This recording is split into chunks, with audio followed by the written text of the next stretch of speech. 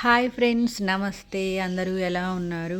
అందరూ బాగుండాలి, అందులో మేము ఉండాలని చెప్పి మనస్ఫూర్తిగా కోరుకుంటున్నానండి. Welcome back to our channel MK talks.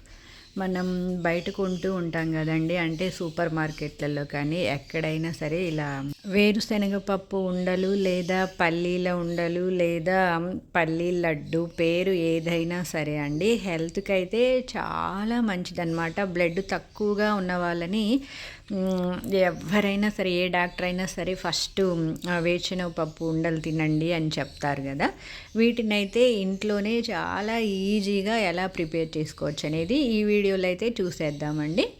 ఇందుకోసం నేనైతే పల్లీలనైతే ఇవి ఇంట్లో ఉంటే నేను ఉజ్జాయింపుగా వేసా అండి. నాకు తెలిసి ఒక 1/2 kg అలా ఉంటుందో ఏమో. ఇంట్లో ఉన్న పల్లీలనైతే తీసుకొని ఇలా స్టవ్నైతే కడాయి కొంచెం మందంగా ఉంటే అవైతే పల్లీలు లోపల వరకు కూడా వేగుతూ టేస్ట్ అనేది బాగుంటుంది. కడాయి తీసుకొని దాంట్లో అయితే పల్లీలు వేసి స్టవ్నైతే ఇవి వేయించే అంతసేపు అయితే సిమ్లోనే పెట్టుకున్నానండి. అప్పుడే పల్లీలు అనేవి బాగా వేగుతాయి అన్నమాట. స్టవ్నైతే సిమ్లో పెట్టేసుకొని కలర్ చేంజ్ అయ్యేంత వరకు అయితే అంటే దోరగా వేయించుకోవాలండి. నేను ఈ పల్లీలకు సరిపడా వీడియోలో చూపించిన బెల్లం గడ్డనైతే వేసా అండి. అదైతే 1/2 కిలో కంటే కొంచెం ఎక్కువ ఉంటుందేమో అనుకున్నాను. సో ఇక్కడైతే పల్లీలనైతే ఒక ప్లేట్లోకి తీసుకొని ఇలా కొంచెం వేడిగా ఉన్నప్పుడే ఇలా నలుపుతూ ఉన్నామంటే పొట్టంతా ఊడొచ్చేస్తుందండి. అంతా రాక్కర్లేదు, అక్కడక్కడ కొంచెం ఉన్నా కూడా పర్లేదండి. కానీ అలాగే ఉంటే తినలేం కదా, అందుకని చెప్పి అలా నలిపేసుకుంటే పొట్టంతా ఊడొచ్చేస్తుంది. కొన్ని పల్లీలు కూడా దబ్బల్లాగా అవుతాయి. సో ఇదిగోండి వీడియోలో చూపిస్తున్నట్టుగా ఇలా అయితే పొట్టునైతే తీసుకున్నా అండి. ఇప్పుడు ఆ బెల్లం గడ్డనైతే మెత్తగా ఇట్లా పౌడర్ లాగా చేసేసుకొని ఈ బెల్లంని కూడా నేనైతే ఆ పల్లీలు వేయించిన కడాయి ఉంటుంది కదండి, దాంట్లోనే పాకం అయితే పట్టుకుంటున్నాను. ఇదిగోండి ఆ కడాయిలోనే బెల్లం కూడా వేసేసి ఒక చిన్న గ్లాసు, అంటే మనం టీ తాగుతాం కదండి, ఆ టీ గ్లాస్ అంత వాటర్ అయితే వేసాను. వాటర్ వేసిన తర్వాత స్టవ్నైతే హైలో పెట్టేసుకొని ఈ బెల్లంనైతే కరగబెట్టా అండి. బెల్లం కరగబెట్టుకొని వడగట్టుకోవాలి. ఎందుకంటే బెల్లంలో అక్కడక్కడ కొంచెం రాళ్ళగా ఒక్కొక్కసారి ఏదో పుల్లలు ఉన్నట్టు అట్లా అనిపిస్తుంది కదా. అందుకని చెప్పి స్టవ్నైతే హైలో పెడితే మాత్రం గరిటతో అయితే తిప్పుకుంటూ ఉండాలండి, లేదంటే బెల్లం కదా అడిగంటేస్తూ ఉంటుంది.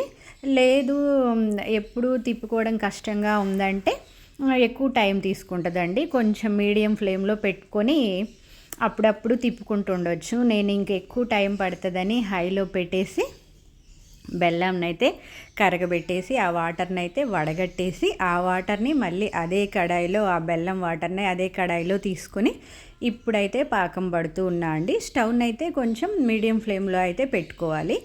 ఇప్పుడు పాకం వచ్చేటప్పుడే నేనైతే 2 యాలకులు తీసుకొని యాలకులనైతే మెత్తగా చేసేసుకొని ఈ పాకంలో అయితే వేసేసి బాగా కలిపేసుకున్న తర్వాత మనమైతే పాకం వచ్చిందో లేదో చూసుకోవడానికి ఇట్లా ఒక గిన్నెలో అయితే వాటర్ వేసేసుకొని ఆ పాకాన్ని అయితే, అంటే ఇట్లా వాటర్లో మనం గిన్నెలో వాటర్ వేసుకున్నాం కదండి, దాంట్లో కనుక వేసామంటే బాగా దగ్గరగా ఉండలాగా వచ్చిందంటే పాకం అయితే వచ్చిందనండి. ఇప్పుడు ఇది చూడండి, ఈ పాకం అయితే చేతిలో నుంచే జారిపోతున్నట్టు కొంచెం లూజ్గా ఉన్నట్టు అనిపిస్తుంది కదండి. అందుకని చెప్పి నేనైతే కొంచెం స్టవ్నైతే లోలో పెట్టేసుకొని మళ్ళీ నెక్స్ట్ కొంచెం 1 నిమిషం వేడయ్యాక మళ్ళీ ఇంకొకసారి అయితే చూసా అండి. అంటే పాకం వెంటనే వచ్చేస్తుందండి, మనం దగ్గరే ఉండి చూసుకోవాలి. ఇదొక్కటే కొంచెం ప్రాబ్లం.